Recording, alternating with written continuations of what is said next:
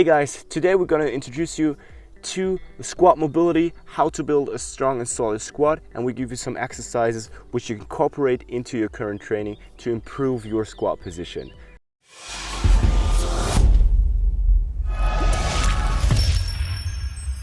Before we go into the actual exercises, we want to have a closer look to different squatting techniques.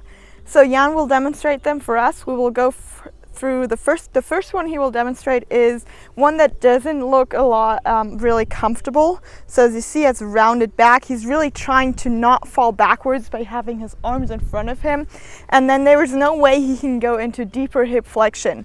Oftentimes that's linked with hip internal or lack of hip internal rotation, but also as you see, there's not a lot of dorsiflexion happening. So if you load this squat, there's a chance that you will not only have hip problems, but also overload your spine.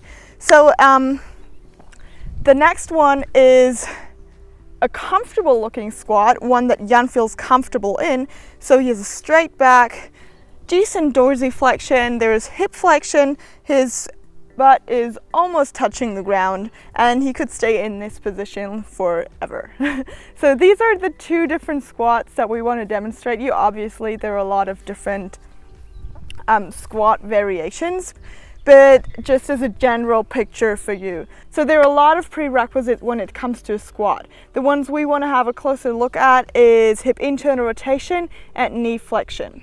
So the first exercise we're going to look at is a hip internal rotation, and for a hip internal rotation, and it's in a sleeper position. Obviously there are a lot of exercises and variations how you can train hip internal rotation, but we pick this sleeper position here because it's quite similar to the position as in a squat, right? Like she demonstrated you now. So we have a little bit of hip abduction here, and we will train the two sides separately from each other. So we pick, let's say, the right side here. We're gonna do hip internal rotation, pails and rails. So we're can open up some more range of motion and get more control, active control over our current end range of motion, right? That's very important. So we strengthen our ranges of motion and increase that. So pails and rails, try to go in a sleeper position here. If you have troubles to sit here, you may or might fall back. Just go on the wall. Just go on the wall to support your spine, to support your upper body. So she's very upright, and press with the other side, press your elbow against your knee or your other leg down. So you sit in full abduction here. And from here, press with the other hand your knee down. Make sure you stay on the heel on the right foot. And then you should feel stretching, twisting sensation right in your hip capsule if you start pressing down more. Try to make sure you stay upright and you're not rotating with the hip like that. That would be a mistake, so you wouldn't feel the twisting sensation in your hip, right? Make sure you keep abduction here. And if you find your end range point where the twisting is not bearable or bearable anymore, then hold that for 2 minutes of a stretch. We really need a longer stretch here to make sure central nervous system adapts to it. And then let's assume she did 2 minutes already. And from here we do a pails contraction. So 50 seconds as hard as we can with the knee pushing into the hand. But we will ramp it up, so don't go full 100% from 0 to 100. Make sure you ramp up slow and controlled so you don't get or injure yourself. The pails, as I said, 100% in your hand. Then straight after it, the rails, trying to go away with your own force with all this tissue engaged here inside. The rails contraction going away from the hand. Okay. Also for 15 seconds. You can repeat that once. If it's too much for you, just go to the other side and then switch back on the other side. So that's hip internal rotation, a good way to improve hip internal rotation, and if you want to build up a stronger squat, which you can easily implement in your current mobility training. The second exercise or the second setup that we want to show you is for knee flexion, and we'll do a passive range hold for knee flexion as a partner setup, but you can do it on your own as well. Obviously, if you lack knee flexion, it will be better to do pails and rails as well, and then move on to knee flex passive range holds to increase your strength in your end range.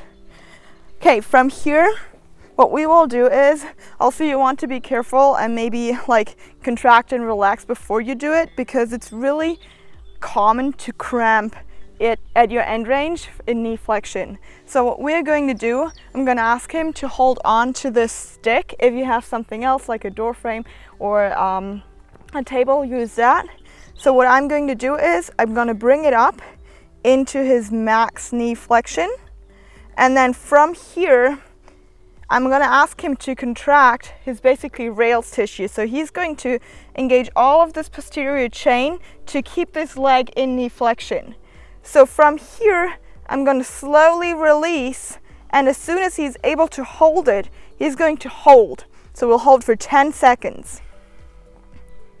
6, 5, 4, you want to stay up there, fight for this. 2, 1, and release. He can let his leg go. I'll catch him, and we will bring it back up into maximum knee flexion. We'll go for three reps as one set. If you're new to this, maybe go for two reps, or start with like smaller holds and do 5 sets of like 5-second holds. And then as you improve or get better at this, you can then ramp up the iso hold time and decrease your sets. So these are the 2 exercises that you can try and incorporate into your weekly mobility routine to improve your squat. One thing that is really important, this is not everything you need to do to improve your squat. As we said, there are more prerequisites to it. If you want to really improve your squat, then check out our online Kinstretch classes. We have a 4-week squat series online right now, and that one will be up until the end of May, beginning of June, so you have enough time to do all the classes, 4 weeks of class material. And also, what else you can do is just spend more time in the squat itself. Your body has to acknowledge this position, the squat position, as a normal position. And because we, or us as humans, tend to sit on chairs all the time, or on our couch, or in our car, our body has forgotten this squat position, and therefore we're unable to sit in this position for a long amount of time. But the more time you spend in this position, the sooner your body will realize that that position is actually fairly normal, and that it can allow you to go into this position safely. So just practice a lot of squatting. You can also use like a little chair or yoga blocks or books to get used to this position and spend more time in this position. You can even start reading or watching Netflix or whatever.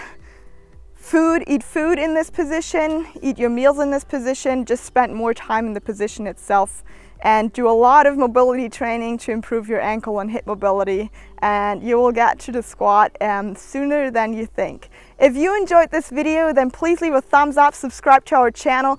If you want more information, then click the link to our website or to our online course in the description below, and have a good day.